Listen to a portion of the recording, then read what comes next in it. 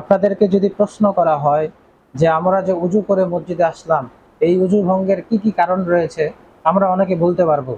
যদি বলা হয় আমরা যে সালাত আদায় করি, এই সালাত কি কি কারণে ভেঙে যায়, হজ আদায় করি, হজ কি কি কারণে ভেঙে যায়, তায়াম্মুম করি, তায়াম্মুম কি কি কারণে ভেঙে যায়, আমাদেরকে জিজ্ঞেস করলে আমরা মোটামুটি হলেও উত্তর দিতে পারবো।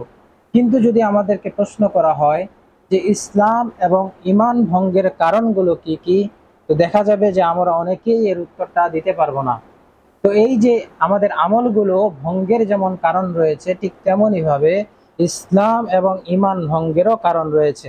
আমল ভঙ্গের কারণ জানাটা যতটা গুরুত্বপূর্ণ, তার থেকে অনেক বেশি গুরুত্বপূর্ণ হলো ইসলাম এবং ঈমান ভঙ্গের কারণসমূহ সম্পর্কে জানানো। কেননা কোনো ব্যক্তির যদি ইসলাম এবং ঈমান ভেঙে যায়, তাহলে ওই ব্যক্তি কিন্তু জান্নাতে যেতে পারবে না। এর জন্য আমাদেরকে অবশ্যই ইসলাম এবং ঈমান ভঙ্গের কারণগুলো সম্পর্কে জানতে হবে। সূরা তাওবা সূরা নম্বর 9 আয়াত নম্বর 66 আল্লাহ বলেন, লা তা'তাদিরু ক্বাদ কাফারতুম বা'দা ঈমানিকুম, তোমরা অজর পেশ করো না, তোমরা তো ঈমান আনার পরে কুফরি করেছো। অর্থাৎ আল্লাহ রাব্বুল আলামিন কুরআনুল কারীমে বলছেন তোমরা তো ঈমান আনার পরে কুফরি করেছো।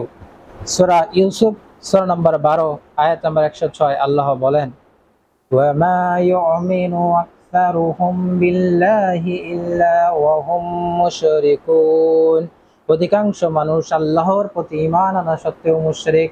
অর্থাৎ অধিকাংশ মানুষ আল্লাহর প্রতি ঈমান আনে, পাশাপাশি তার সাথে শিরকও করে থাকে, কুফরিও করে থাকে, যেটা আমরা কুরআনুল কারীমের 2টি আয়াত দ্বারা প্রমাণ করলাম।